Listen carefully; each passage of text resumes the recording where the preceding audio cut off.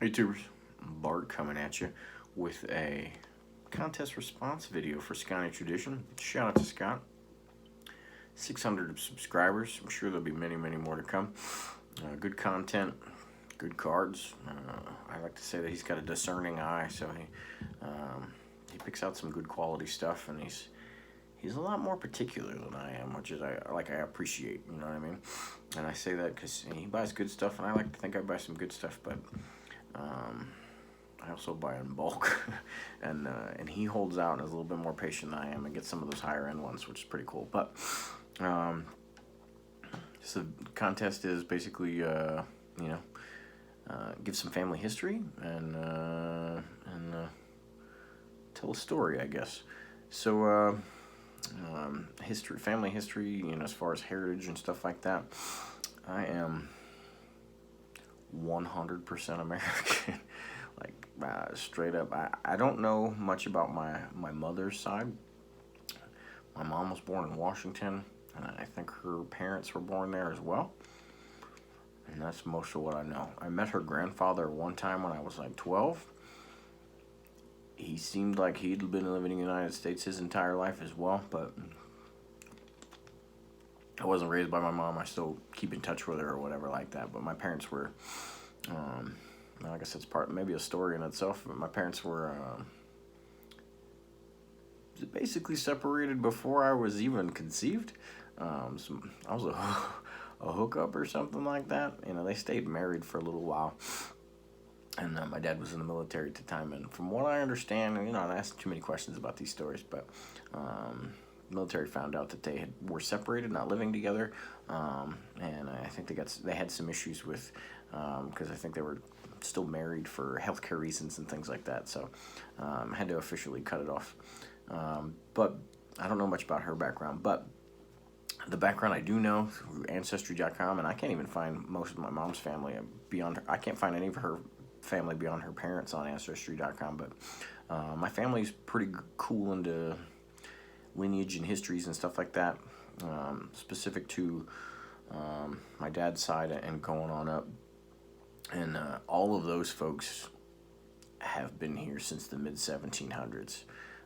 Once it hits that point in the 1700s, where they came from, before that, there's a fair number of them that came over in the 1600s as well, which is pretty cool.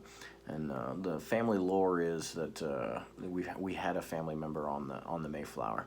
I haven't been able to prove that per se, but I do know that and I can trace it back on Ancestry and everything else. And a whole lot of people in my family have done more significant stuff than Ancestry.com, but well into the mid 1700s here. And then when you get into the 1600s and stuff, it's both Germany and England. But I just say 100% Americans because you'll never see another flag of any country or anything like that. We just don't know any of those other things in my family. So pretty cool. We have a relative that was a lieutenant under George Washington in the Revolutionary War, which is pretty cool. So my aunt and my grandmother are in the Daughters of the American Revolution. And my dad, has been looking into it because I told him, I think that's real cool, but that person doesn't share the same last name as me, and I'm really big into last name.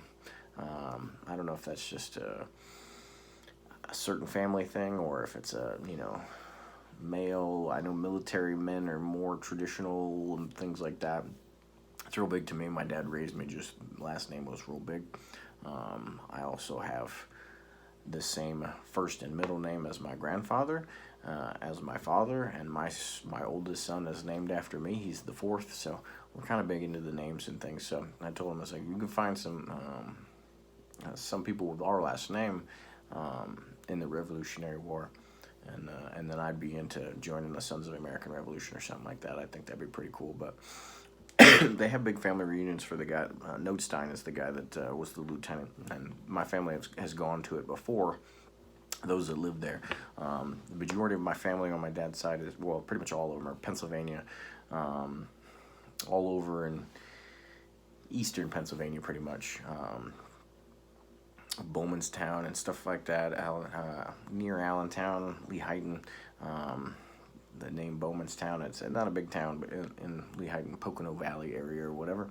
But I'm related to some of the folks that, Bowmans, right? So that's who was named after. So that's pretty cool. But big military family. That's kind of the brunt of the story, I suppose. I'm at what I can't even count the years most days. I'm at 17 years in the Air Force now. My dad did 20 years. He served in Vietnam and got out in the late 80s. And his father did 30 years. So he joined in the Army in World War II, drafted and all that good stuff. Airborne in the Pacific. And then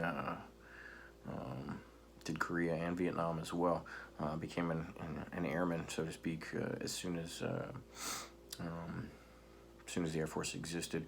He was, as I'm told, on the first promotion list to E8 in the Air Force, which was a new rank, and then I think he was like the second or third promotion list to Chief Master Sergeant, which is now the highest rank in the Air Force. So back when it all started, they didn't have all of those upper echelons or upper tiers of ranks. So on the enlisted side, it was pretty cool. But military, I don't know of a male in my family that's not been in the military that I'm directly related to. We have stories, all of them.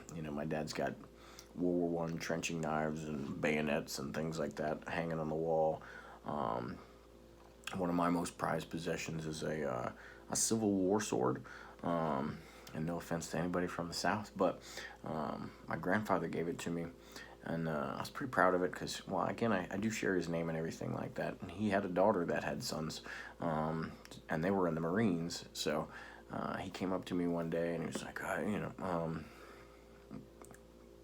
first he asked me if I had battle stars, which campaign medals in the military.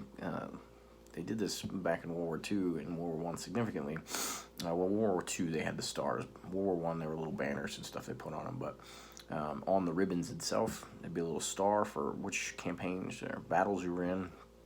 So you could have multiples of these things. And the wars of my time didn't necessarily have stars on them for a while. And geez, like 2-3 months before I went and visited him on that trip, they came out with different iterations of Iraq and the phases and stuff like that that you'd been to. So then when they came up with that, I had 2 battle stars, which was pretty cool. And so he asked me, I was like, yeah. And he's like, all right. He pulls his sword out and he says, this has been handed down the generations to the warriors in the family.